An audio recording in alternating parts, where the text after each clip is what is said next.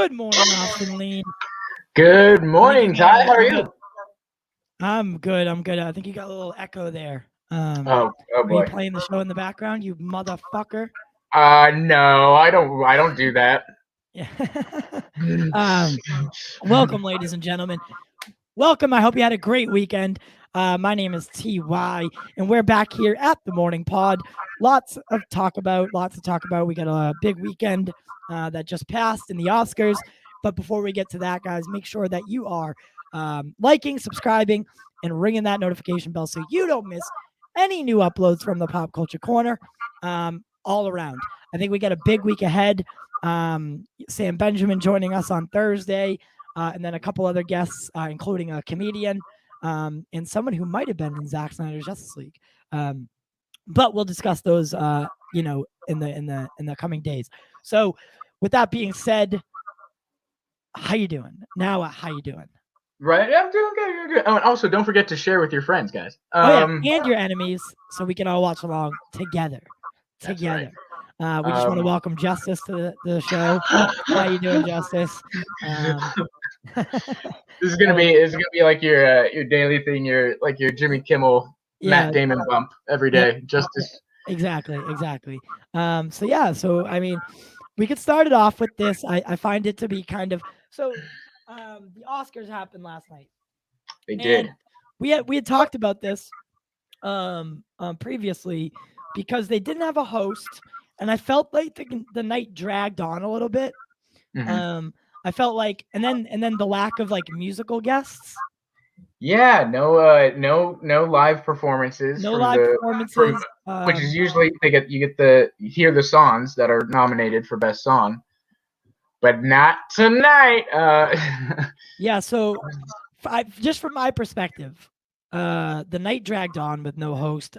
Usually there's like a comedian that hosts, and we had talked about this last night, where even if you don't want to watch the actual show, like you go there for the host, and there was none of that. It was very they tried to like do this thing where they paid homage to previous Oscar winners, and and that I just didn't think it worked as well as previous years, and it was just very, very boring.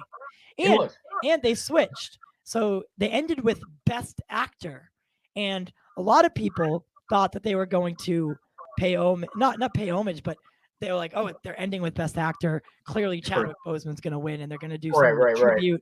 That was not the case. So, I mean, maybe if you want to, let's run down some of the winners. I know you were in charge of that, so we can run down some of the notable winners and talk about it from there. Cool. So I guess we'll start with Best Picture, which was Nomadland. Kind of everybody expected that. Right.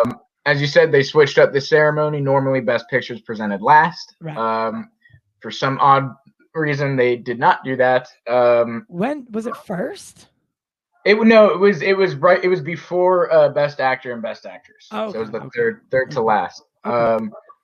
And then obviously the big upset of the night, Best Actor being Anthony Hopkins. Such a weird.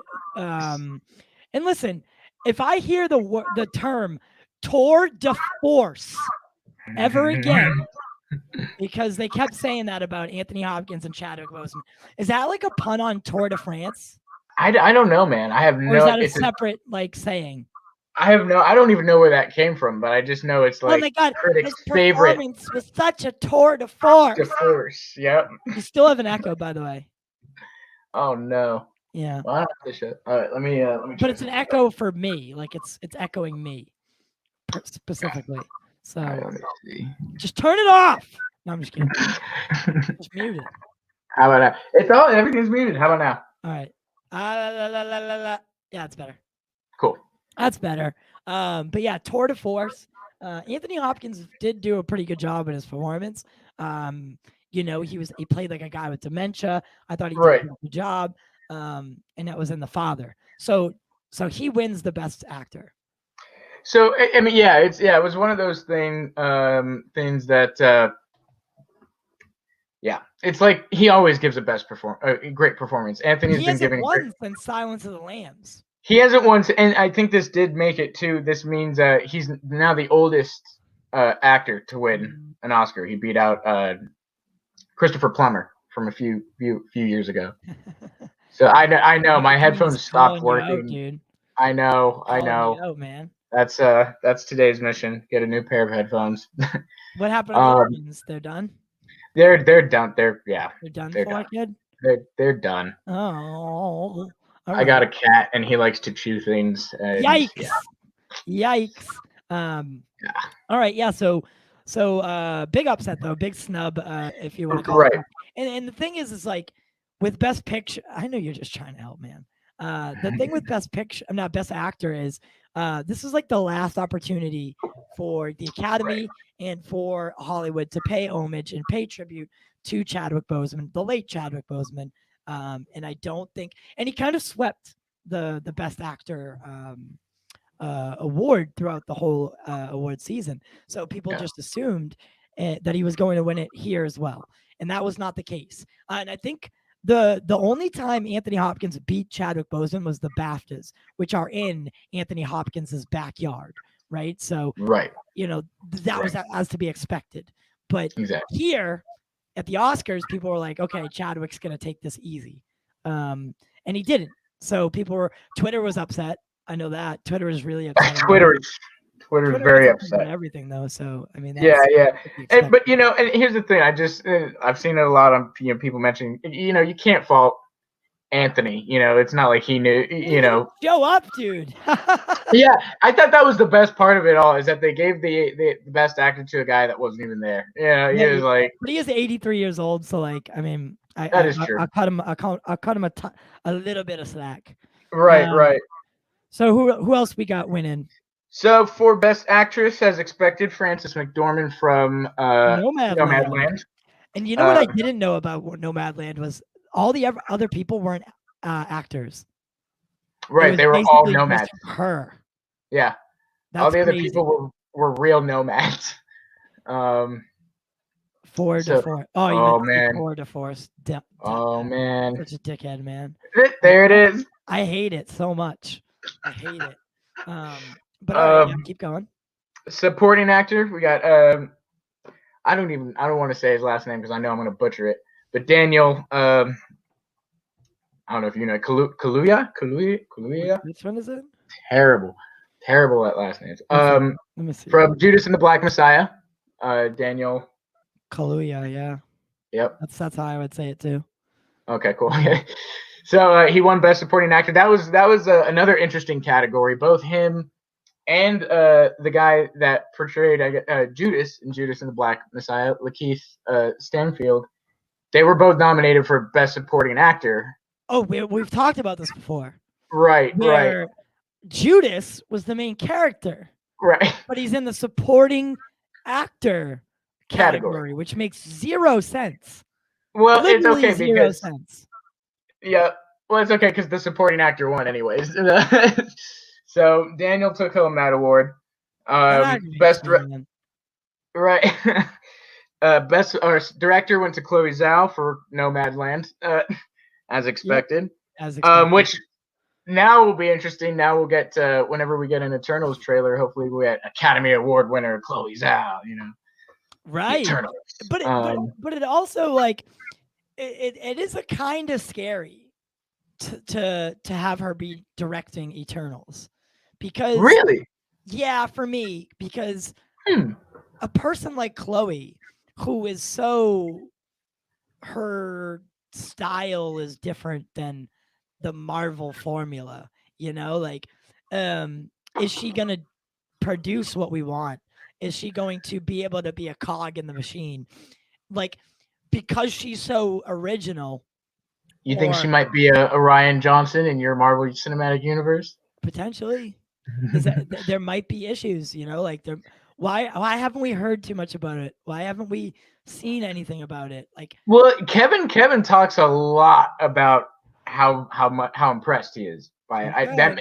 Maybe that's why I'm thinking maybe they're trying to save it. Maybe we're gonna see a lot. Apparently, we're gonna see the Celestials. We are gonna see Thanos when he was younger. We're gonna see a lot. They said it goes back to Babylon. Right. The film literally There's such a spans. difference between Nomadland and the Eternals.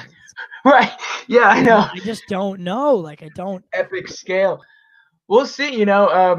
They did say that everything was, the sets were massive. Everything was massive, and so yeah, this will be her first time taking on such a big project. Right. But Kevin did specifically say that like her pitch, like had everybody in the room like wanting to see it. Right. So we'll see. I'm happy about that. I just I was thinking about this last night when Chloe was being, when she was being introduced and on the carpet. I was just like, dude, these two movies are so different. No, Like, yeah. To go from directing Nomadland, which essentially was Chloe and Francis in a van driving, right? And they were doing that like in real life, like they were driving to different places that they were going to film, and it was very much just those two people. And then they would have real life nomads and yada yada. Yeah. But then to go from that to the Eternals, which is a massive film, which encompasses this really like out there kind of story and lots of visual effects, whereas Nomadland had almost zero right visual effects. Like the whole movie's pre-vised out. It's just a whole different, like as far as like how productions can be different, they are different in every way. So from going to one to the other is it's got to be a little bit weird. And sure. But really, Marvel has a history of taking people like that and giving them the keys to the kingdom and making them very successful. The Russo brothers, they had done Community. They were doing Community. Just a comedy. But I think if you go watch Community and like the like for instance those episodes, the paintball episodes of Community, those episodes are done so well and like they're action movies in little 30-minute Community episodes. Right. I think the Russos have always been ready for more, whereas I don't know about Chloe. I don't know. I don't know. I haven't seen her do anything that is. I haven't seen her any film that she has done where it's, to me, I was like, yes, she's ready for a giant action film. Right. So that's the only difference. Yeah. Well, we'll see. Yeah, I mean, it's definitely step out of her comfort zone for sure. Yeah.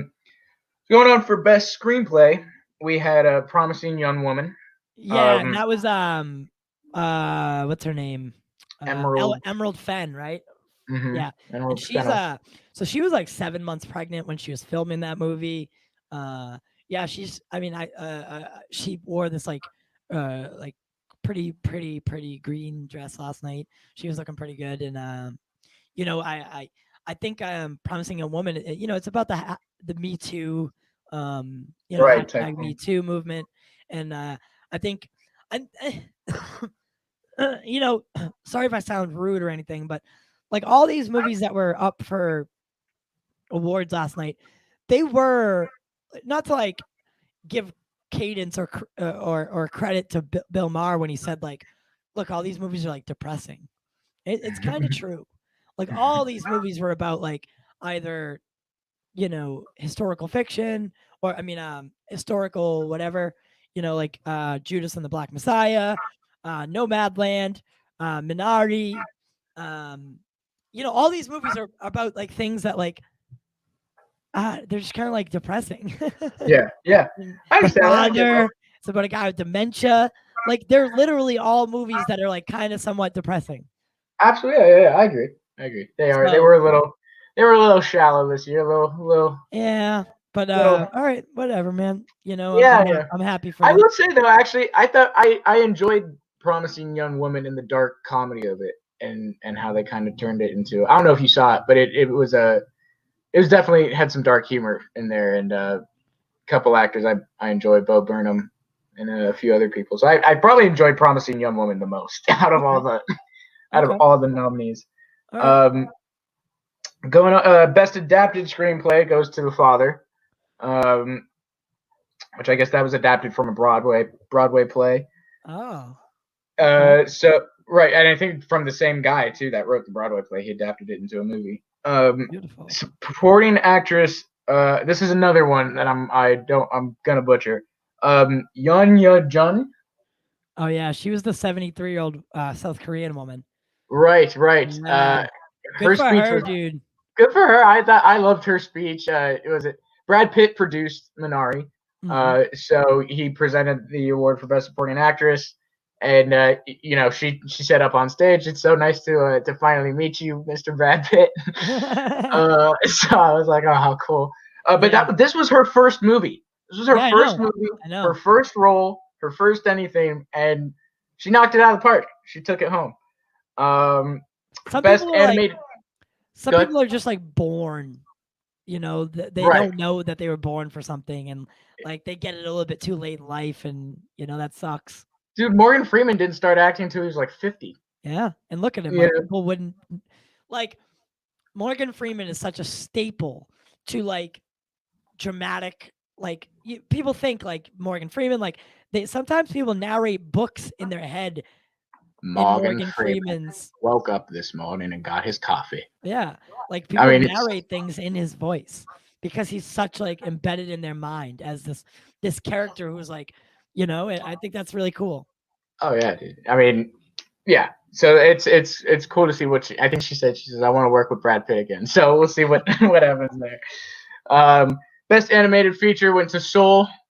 That was another one that was expected. Soul was phenomenal. Score, this was cool. Also went to Soul, which doesn't usually happen for an animated film, but did. Won Best Score, Trent Reznor and Atticus. What's the other one? Atticus Ross. Yes. I almost said Atticus Finch though. I almost want. That's what I wanted to say. Atticus Finch.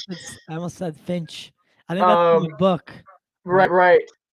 Isn't that To Kill a Mockingbird or something? I think that is To Kill a Mockingbird, actually. Oh man. But yeah, so they took home Best Score, and I literally love all of their scores, so that was cool to see that they scored The Social Network. They also scored Mank. And then the Best Original Song went to Her for Fight for You from Judas and the Black Messiah. All right. And yeah, I think that about Best Cinematography was Mank. I think that's about it. The one movie I think that won the award that it deserved, Sound of Metal won Best Sound Editing. Yes, I was like, that works. We also talked about that. Yep. It's in the name. You would hope that it was in the name. Did you guys like Mank? I don't know. I didn't see Mank. I did see it though. I did. I enjoyed it. It's certainly that was a David Fincher film, right? That's right. I don't think I'll ever not like anything David Fincher does. He's for me like one of my all-time favorites. It's definitely very out of style Fincher film than your usual like thriller or whatever. But he does it very well. It's done with a lot of passion, a lot of care. Gary Oldman, really, really well. It's a little bags a few points, and I think if you don't probably have an interest in Hollywood or Citizen Kane, you may not be too crazy about the movie. But I enjoyed it. Wait, so it's about Citizen Kane? Yes.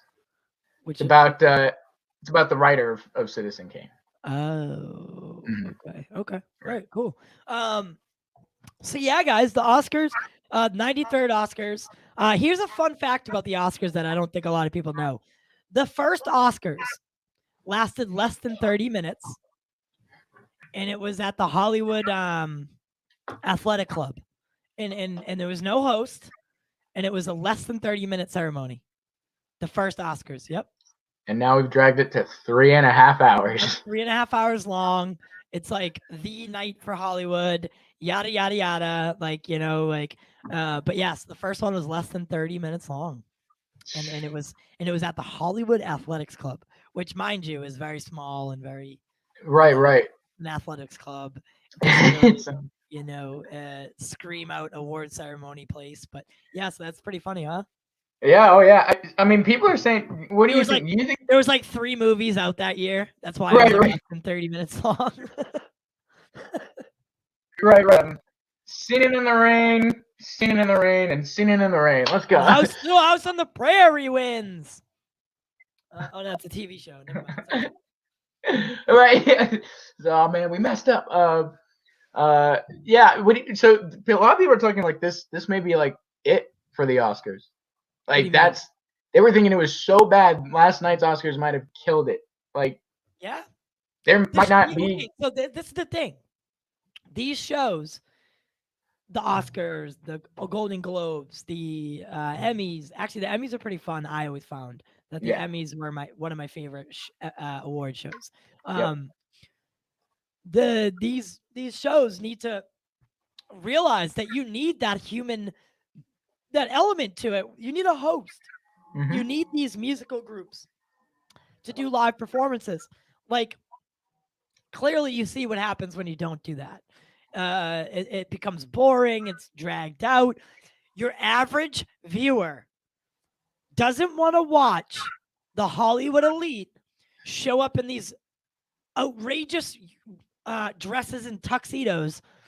Like, it's one thing to go to each other's booties. Yeah, in the nicest. We can't relate to that, and it's not like cool. Yeah, exactly. And there is no relatable like feature to these things, but like when there's like a comedian there who doesn't belong, and he just kind of like subtly pokes fun at everyone, like that's what we relate to, and you've taken that away. So, I mean, there's no point. So yeah, this could potentially put the nail in the coffin for these things. I mean, I either that or they need to figure out a whole new format, because last night was obviously an experiment that failed. So we'll see, man. It's definitely, it's like you said. I think, I think of people like Chris Rock. Chris Rock was one of my favorite hosts of the Oscars because he just goes in there and roasts everybody. People like that's what I enjoy to see. I'll even take Whoopi Goldberg as the host again. Yeah, she was great. She's funny. She's absolutely great. But yeah, all right. Just not James Franco and Anne Hathaway, whatever. Yeah, that's pretty bad. Yeah, enough about that train wreck of a night. So there's a new documentary out, and I've been wanting to talk about this for a couple of days now. There's a new documentary out. What was it on Netflix or Hulu? Netflix, right? Netflix. It's called Unnatural Selection, and it's all about CRISPR, basically, which is like selecting the genes that you want, and not selecting the genes that you want, but like being able to do stem cell stuff, right? Being able to maybe cure disease, and I thought it was a very interesting documentary. You say you're against this. It's certain aspects of it. I wouldn't say I'm against it. I don't know how I feel about it just yet. Let me pull actually. I wonder if they have like a trailer for it or something. Yeah, I think they do. I mean, it's one of those things that's like, messing with. You're talking gene editing, and it's you see the good aspects of it are getting rid of certain diseases, helping people who are born with you have kids that are born without limbs, born with all these different things that all this stuff could potentially help. All right, so let's take a look at the trailer, and I recommend this to anybody. Yeah, really definitely check it out. And check it out and see if you get if you might have a viewpoint on it, check it out, and and then come to your direct apprehension about what you think about it. We do not advise that anyone watching this video do what is about to be done here. These compounds are not for human consumption. They are for research purposes only. Our civilization is vulnerable. It's not sustainable. We have no choice but to continue exploring the tree of knowledge, but we always run the risk of discovering something that we cannot handle. We could take a gene from one organism, put it in another, and make a medication that could save a bunch of people's lives. It assumed that getting DNA and making changes and stuff cost millions of dollars, and that you needed a huge lab and a research team. You'd be surprised what there is on YouTube. CRISPR was the starting gun. Lets you edit just about any gene. Alzheimer's, cystic fibrosis could be diseases of the past. He's missing both copies of the RPE65 gene. He will eventually go completely blind. And what kind of world can we build?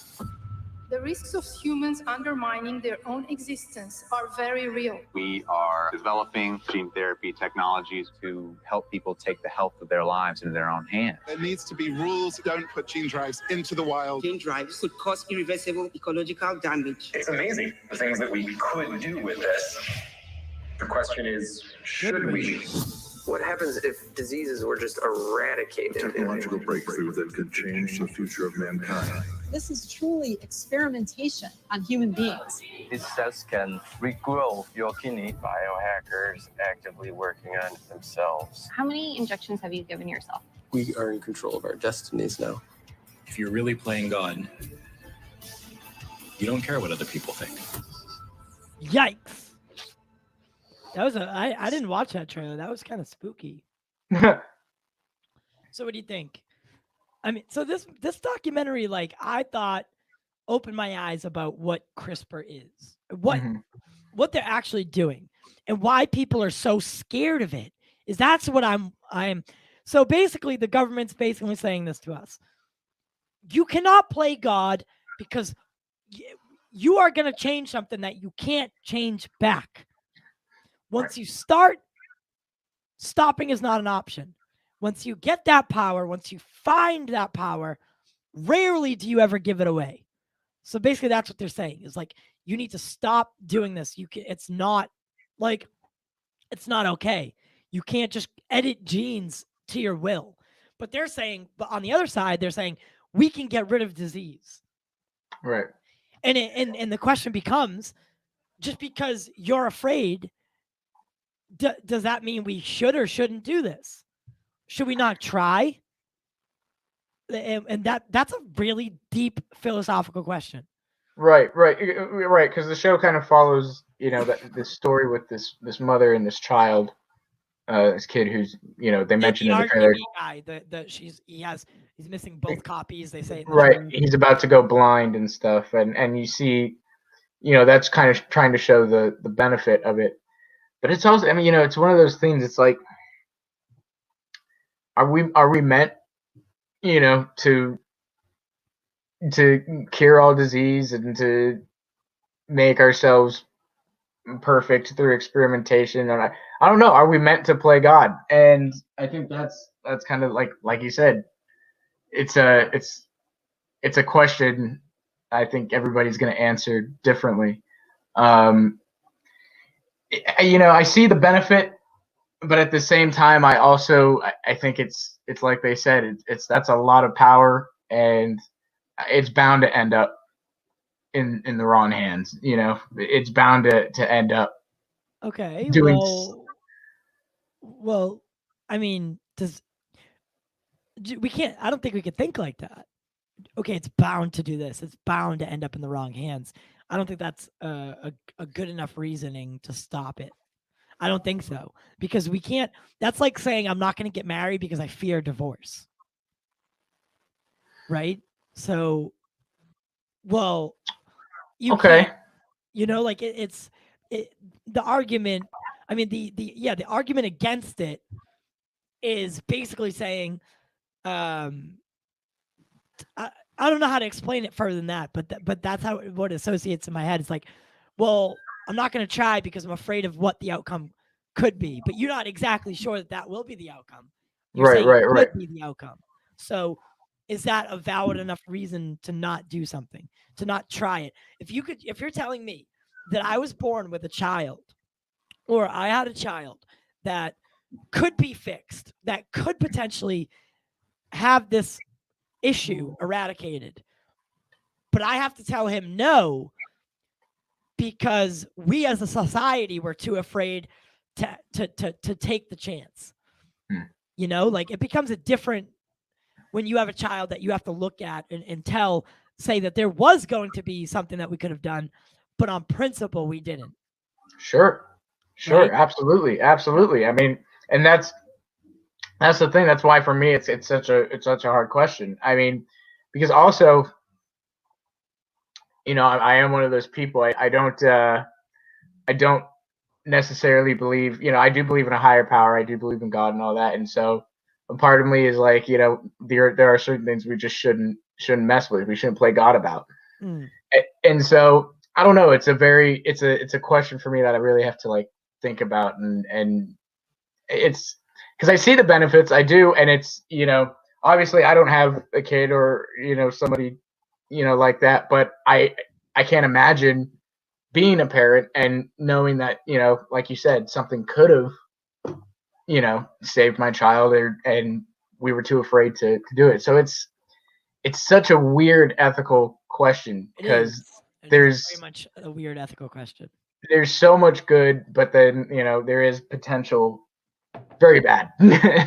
Very bad. Of course. Yeah. Of course. It's the same thing kind of like with the Neuralink thing and all that too, you know. It's a lot of great potential there, you know. A paraplegic can walk again, you know, all these different things, but also, dude, what if somebody can hack into your brain, you know? Like there's just it's pretty so freaky. many. It's pretty freaky. Yeah, you know. Pretty freaky. But yeah, so I thought that, you know, that was worth mentioning and stuff like that. So here's the thing. We're gonna be doing this show, and it's gonna be like, basically we read a comic book the night before, and then the next morning we're gonna, you know, grab some coffee and discuss said comic book. Now I wanted to ask you here now, you know, what are some of your favorite comic book runs? What are some of your most what are some of your favorite stories that have come from comic books? So for me, I am my all-time favorite, number one. I love Frank Miller's The Dark Knight. Dark Knight Returns. I you know, I read that book when I was like, I think 12. I read that comic. And I'll never, I to this day, like, I remember, you know, when Zack Snyder announced Batman versus Superman, and I'm not kidding you, when Henry Lennox came out and said the line from the book, you know, and all your days and all your years, remember, I nearly like passed out, because that's like my all-time favorite comic book scene, panel, line. Just for me, that one was like that was a big influence on me. That, and then actually, I did really like the original first Civil War comic from Marvel. Yeah, that was another big one that I really enjoyed. I feel like there's a lot of people that don't like it as well, though. Really, I really, that was one. You know, I haven't read it in especially years, the second Civil War. I know. I just saw there's a Civil War 2, and I haven't read that. But yeah, it's a lot of people have problems with the second Civil War, but even there's a lot of people that don't like the first Civil War. I don't know why. I did like the first Civil War. You know, I was young, and it was cool to see kind of the heroes go up against each other instead of you know, villains. And I was like, oh, this is I like this idea. Another one was Wolverine. I loved Wolverine comics. There was a Wolverine, Logan and Mystique, where he's sent to hunt down Mystique. Okay. And that's another really cool one that I loved. Yeah. I mean, I hate I hate X-Men. Really? I don't. Yeah, I did read X-Men. I did read some X-Men. I don't read, like, I never read them. I always found it to be so boring. Really? Like, yeah, I don't know why, man. Even the movies I don't like. I love the Wolverine comics, and I did like the X-Men movies. Probably my biggest complaint about the X-Men movies, though, is how, you know, far away from the comics they were trying to go. But I enjoyed the Wolverine comics. I enjoyed man, there were so many. I'm trying to think. I did read a bit of Super. I wasn't crazy about Superman, but I did read. You know, I actually I read Death of Superman and Superman Red Sun, Reign of Superman. Mm-hmm. You know, all those kind of like the traditional big Superman ones I enjoyed. And then I also liked some of the like other comics that weren't bigger. When I grew a little bit older and like knew about it, I went back and read like Frank Miller's Sin City. I'm a big Frank Miller guy. anything Frank Miller does, I try and follow and do. But I like a lot of the darker stuff for sure. A lot of the darker, DC, the Deceased comic run. Love that. So well, the reason I bring the comic books up is there's a show that's happening right now on Amazon. It's called Invincible. And I was wondering if you could maybe tell us a little bit about what Invincible is, why the show is actually doing a good job, and maybe why your average person should tune in. It's an animated show, right? So maybe you can give us a little backstory on Invincible. Right. So, warning: it is an animated show, but it is not for children. Yeah. Anyway, hard R, right? Hard R. Hard R. But it is probably one of the best shows I've ever seen. Comic book shows. For me, it's like up there with The Boys, and yeah, I enjoy it. Is it in the Boys universe somehow? No, that would be cool if it was, but it's not. They're two separate things, and they're two separate creators, I think, too. Okay. But it would be cool. So Invincible will start as a comic book run from Image, from the creator of The Walking Dead. There we go. Yeah. So stars Stephen Young, who's nominated last night for an Oscar from The Walking Dead. And it's basically about this kid who is about to turn, I think, he's about to turn 18, and he's about to get his superpowers. So he's just learning. Plays the character. Yep, he voices the character. J.K. Simmons plays his dad, Omni-Man. It's kind of funny. They have this funny take on the Justice League. You have like Omni-Man as their Superman. You have this kind of fish man person that's their Aquaman. Kind of a satire of the Justice League, but in more serious fashion. And so they're the world's heroes. They're the Guardians of the Globe, is what they're called. And Globe, I love it. Right. And so Omni-Man's son is just getting his powers, and he's just starting to learn who he is as a superhero. It's kind of a coming of age story. He's, his final year in high school. He's got a girlfriend and all that. And just when everything seems nice and dandy and perfect, and he's about to come into his powers, you kind of learn some pretty interesting things. There's a big twist at the end of season 1, or at the end of episode 1, and all of a sudden it turns from what you think is going to be this kind of nice, fun animated show into this like edge of your seat, very violent, very very ultra in your face gore, but interesting story. I read a few of the comics after I saw the first episode, and it keeps pretty well to the comics. Like, they actually did, like, from panel to screen, like a really good job of translating it, but they also do a lot of twists and stuff. So if you're a reader, you don't necessarily know what's coming, Right. So, but yeah. So what makes this different from, say, The Boys or Preacher? It's definitely okay. So it's definitely a lot more serious. The Boys and Preacher, are very much have a very big undertone of dark humor and satire, and this really doesn't. This is pretty serious. It's a coming of age story of him, figuring out his powers, but also dealing with figuring out some secrets of his family, figuring out how to balance his relationship with his girlfriend, and also not trying to die every episode, because he does get beat. He gets beat up pretty heavily every episode. I have a question. In this picture right here, there's a guy who has a similar costume, if not the same exact one. Who's that? He has not been introduced yet. And I have not read far enough into the comics to know who he is. Wow, he has the same exact costume. It looks like he might be. I don't know. He hasn't been introduced yet in the series. Spoiler. Right, spoiler. That's like the same exact costume. I thought for a second it was maybe similar, but no, it's the same exact thing. That's weird. I wonder if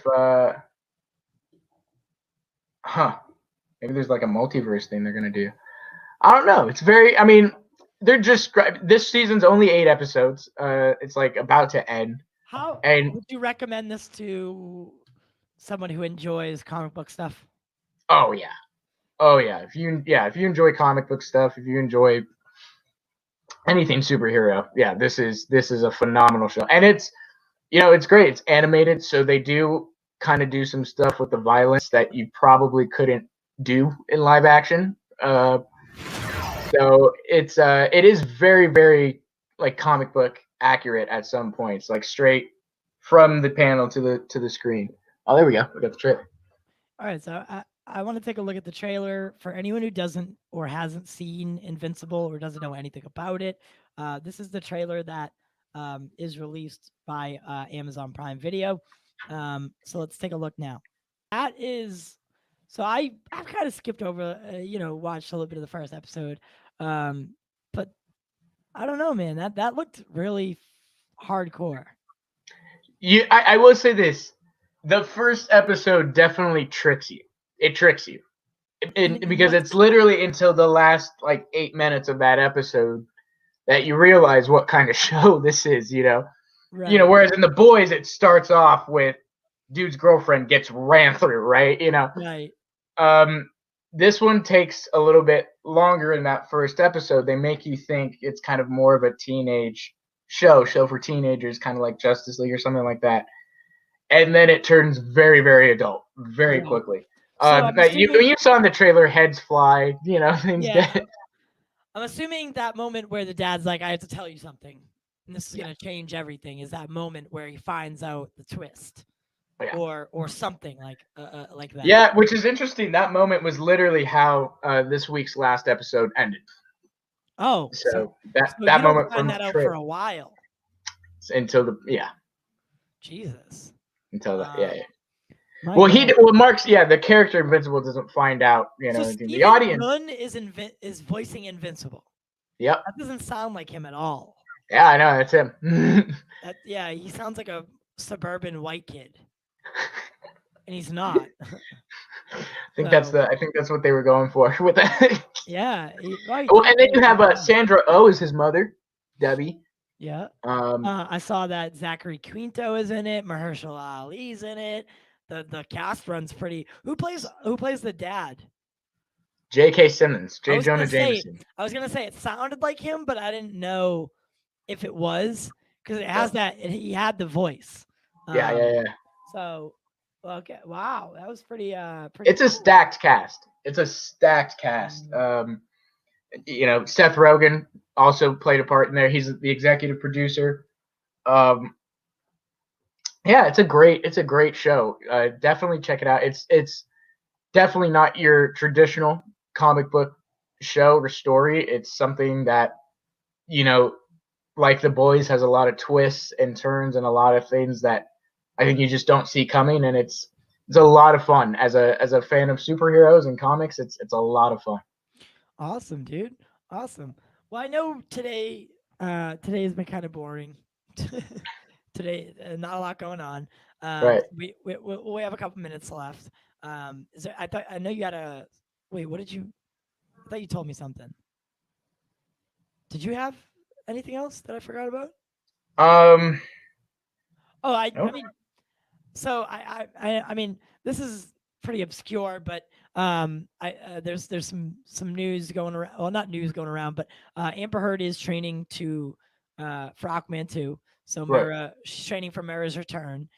So Mera will be returning, and Amber Heard will be playing Mera in Aquaman 2, which I mean has sparked some controversy over everything that's gone on with Amber Heard and Johnny Depp. How do you feel about that situation? I kind of looked into it a little bit. I mean, do you feel that an actor's personal life should play a part in their professional life? Obviously, I think if you're beating people up or or you're Kevin Spacey or Harvey Weinstein, yes. But I don't know with him. I definitely think he's very interested in fighting it, which I find interesting because you don't see a lot of these guys that do get accused or whatever necessarily go this hard. Johnny's going hard to fight it. He's going hard. He's literally going broke. Yeah. And if part of me makes me think that why if maybe there's some truth to his side too, Well, I think that's what the job of us in society is right. We hear both of the stories, right? Mm-hmm. Somewhere in the middle of that is the truth. Right. So there's going to be embellishments from Amber. There's going to be embellishments from Johnny. Somewhere in the middle of what they're both saying, the common ground would probably be the truth. Exactly. And I am a firm believer in that your personal life, like things like this, besides, like if he actually hit her, that becomes a different story. But he's saying she hit him. Right. She's saying he hit her. I don't know. I know. So this is such a weird thing because it's usually just like straight up, he hit me. No, he countered it with no, she hit me. Yeah. What? There's lots of documented cases where Amber has done things that were a little crazy. We're a little on the verge of right. ludicrous. Right. But so hasn't Johnny. And right, we also know Johnny does have a pretty serious drug past, drug and alcohol past. Yeah, I think he has a drug and alcohol problem. Yeah. But again, another thing I found interesting too is a lot of his exes came out in support of him. Of course. A lot of Winona Ryder, a few other. I think Winona Ryder actually testified on his behalf. Really? She actually testified in UK court on his behalf. I did not know that. Yeah, so that's another thing that I think is interesting too. There's some pretty notable names, women, getting behind Johnny. Right. Well, that's interesting. But yeah, so but Johnny was fired from Warner Brothers. Yeah, and I think Disney. Oh, and Disney. I don't think he was actually ever gonna. So I don't think the plan was ever to have him in the new Pirates of the Caribbean movie.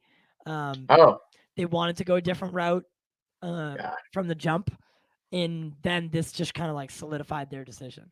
There was a potential that maybe cameos or something like that, but that was to be decided later. But now it's just a hard no. So, yeah, scrapped. Johnny's, but that now you're affecting Johnny's revenue and the way he makes his money, whereas Amber is still employed by Warner Brothers, and I feel like that's what he's not too happy about, and I feel like that's what Johnny Depp supporters aren't too happy about, is that only one of them was relieved of duty. Right. And Johnny was in a pretty growing franchise in the Fantastic Beasts franchise, and he was the main villain in that franchise. So it's like, now what are they going to do? Are they going to subtly recast him? Which is, what? Because Mads Mikkelsen, I believe, is stepping in. Right. Yeah, they're going to pull an Iron Man 2 and have Mads step in. And casually just pretend that I would have just went back. I would have went back to Colin Farrell. Colin Farrell, that's what I said. I was saying, what? This is kind of a great opportunity. Bring back Colin Farrell. Because he was already, it was already like canon at that point, for Colin to be there. So, we know that Grindelwald is posed as Colin Farrell before. Why not just go back to Colin Farrell? Like, why even do this? Exactly. It makes no sense. So, I don't know, man. It's such a it's just such a mind-boggling thing to even consider. But I know. I mean, things are pretty interesting for these people. Robert De Niro, I think I just heard a story where he went to court and told them he's having to take any job that comes his way to pay for his ex-wife's shopping habits. Really? Which is like Robert De Niro. Jeez. Robert De Niro has to take anything that comes his way because he's broke right now.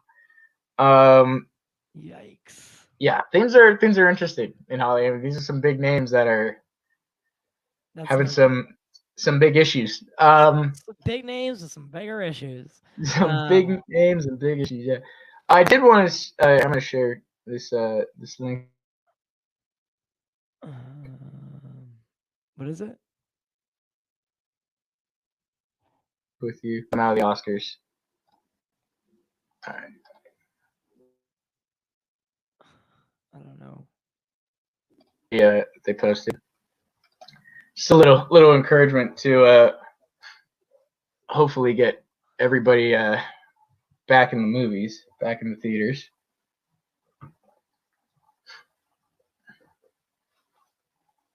One second. Mm-hmm. But yeah, it was cool. They obviously it's been a tough year for the theaters. It was cool to see the Academy talk about it. Hey, Matthew. All right. All right, so here we go. So this is called The Big Screen is Back. Mm-hmm. Hello, America. Matthew McConaughey here, coming to you from Austin, Texas. Movie theaters. They employ over 150,000 Americans. They are the unsung heroes who help bring movie magic to the big screen. Obviously, it's been a very hard year for them. Furloughs, closures, basically the longest intermission that they could have ever imagined. But thanks to their dedication and was it lagging? Yeah, it is. Resilience theaters are coming back. And now I'd like to introduce to you a few people who are working tirelessly to help bring big screen entertainment back into your lives. So take a seat. Show's about to begin. Come on. Guys, we're on right now. Now? I've been working here for 30 years. 12 years. 15 years. Whoa. Tell me you're not thinking what I think you're thinking. Hold on. I've been a runner, bartender, a server, and a supervisor. You feel part of something bigger. We met working here. And now we're married. There's nothing better than theater popcorn. The movie theater is a treasure. I wouldn't trade it for anything. Welcome back to the cinemas. We've been waiting for you. Yeah! The movies, the way you've always loved them, is the way to see them again. The future, I can see it. Time to get back to work. Do it. I'm ready if you are. Let's go. Hold on, everybody! Wow! Giddy up! The big screen is back.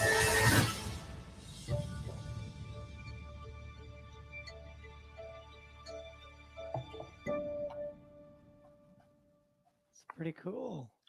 So yeah, go to the theaters, guys. Make sure to get out. That's pretty damn cool. I like how they included Army of the Dead. Army of the Dead, yeah. Yeah, which is like a Netflix film, which is not going to really be on too many large screens. We'll see, man. We'll see. No, it actually will be. It'd be on limited screens for the week before, but they definitely showed the Zombie Tiger, which is a big hit amongst people. Right. Here's a quick tidbit. Speaking of Netflix, Christopher Nolan has met with Netflix about doing a film. Yep, and but he said the only way he'll do it is if they'll distribute it globally in theaters first. Ooh. So see, now how would you think about this? This is an idea that I've had for a while now. What if Netflix opened a chain of theaters? Buy out Regal. And instead of staying home and watching the Netflix movie that you want to see, they released these bigger movies, that the Netflix originals, in said theaters. And if you had a Netflix membership, you could just walk in and use your phone or whatever and tap it, and then it would admit you. Maybe add like an extra $4 a month for it. It would be like a premium membership.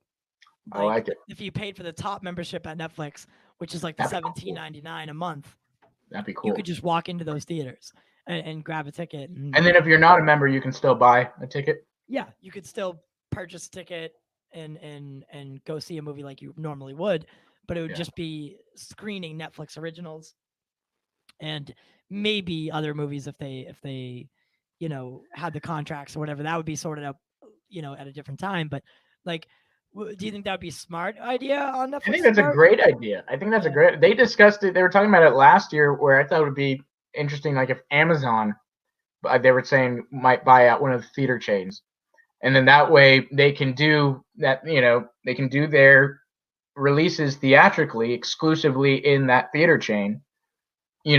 For 2 weeks prior, and then it goes. I think it would be in the theater and on the service. It's like going to Netflix theaters around Right. the world. Imagine that. Imagine that's the world we lived in, where it wasn't AMC theaters anymore. It was Netflix theaters, man. Netflix theaters presents. Or Disney theaters. I wouldn't be surprised if that's coming too at this point. Yeah, Disney's bought everything. That'd be a way that they would get around this whole, I think the pandemic has opened up a lot of studios' eyes on the what streaming can be, but the theatrical aspect of movies is always going to be desired. It's always going to be something people want to go see these movies in a these larger than life characters on a larger than life screen, and to take that away from people is going to take something away from film in general. So what would be the next step? It would be these streaming services buying out AMC theaters or Showcase cinemas, and branding them as Netflix-owned theaters.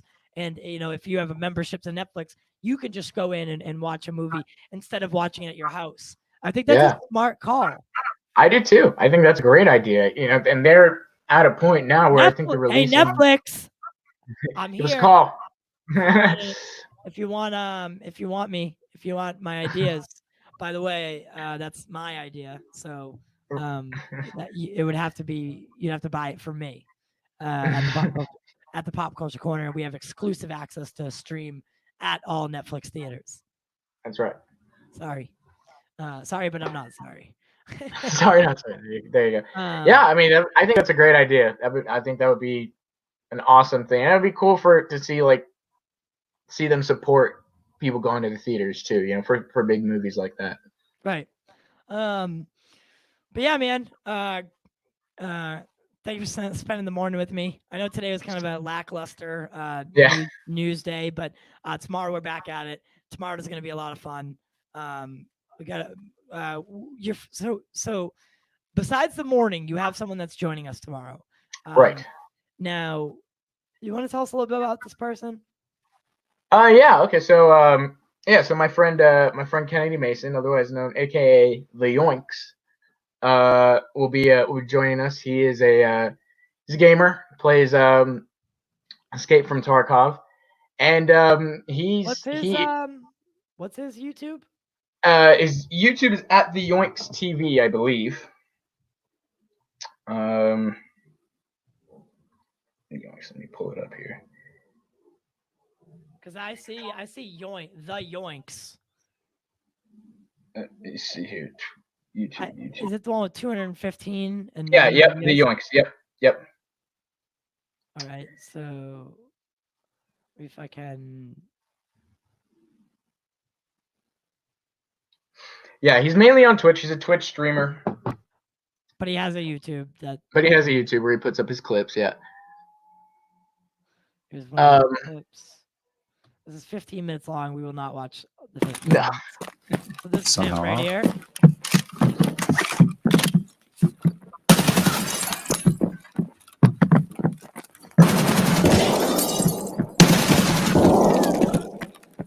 Oh God, it gives me a headache.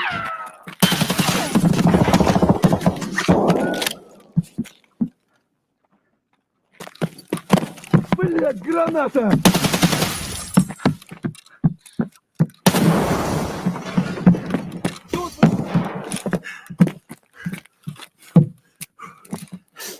GG's.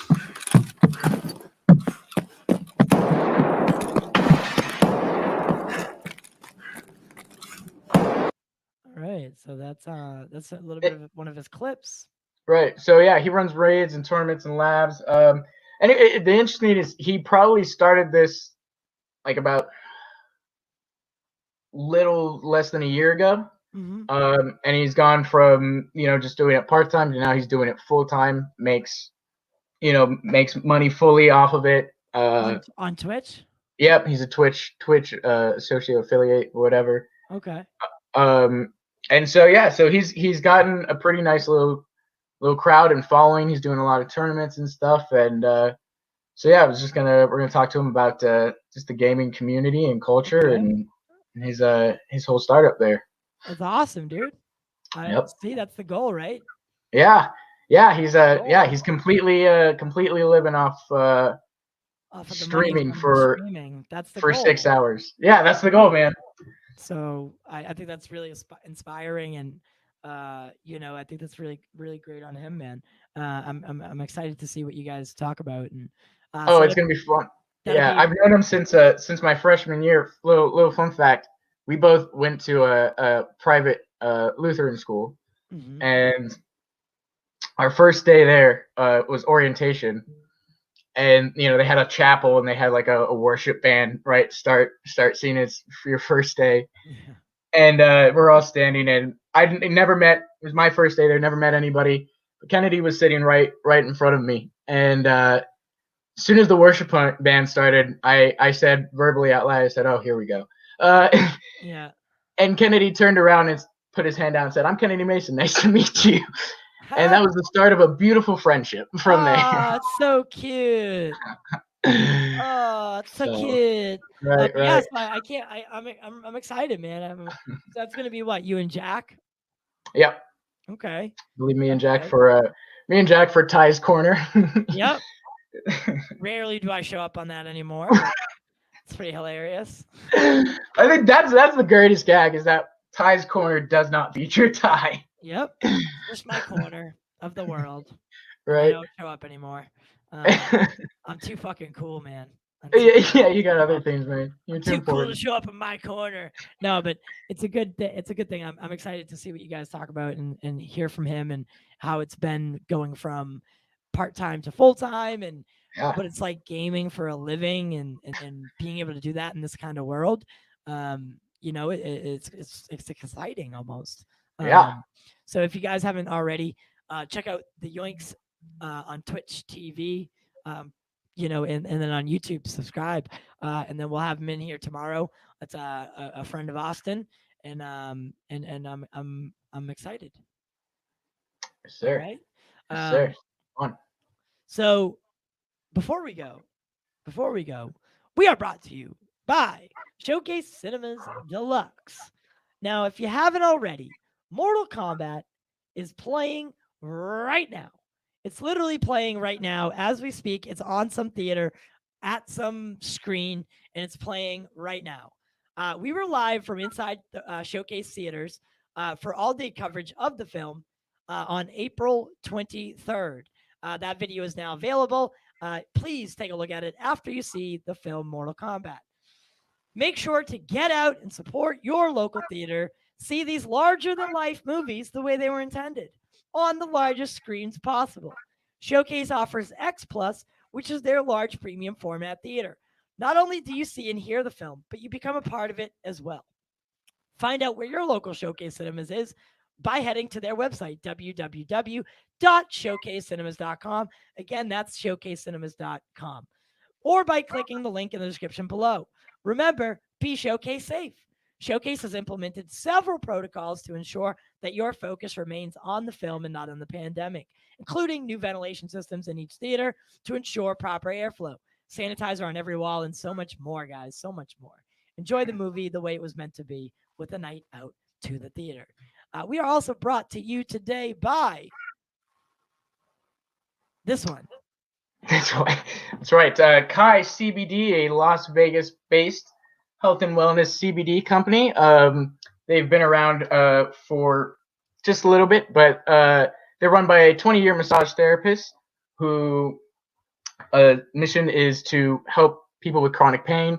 She does it for her husband, who has cancer and also lives with chronic pain. So it's made with 100% natural ingredients and love. So go to their website or their Instagram or Facebook, send them a message and let them know you are friends of Pop Culture Corner to get 10% off any order. Their website will be up soon, so just message them in the meantime and get yourself some CBD. Yeah! Ta-da! I think you're sending me some today, right? I am. I was gonna ask you for you and Jack's address today. Yep.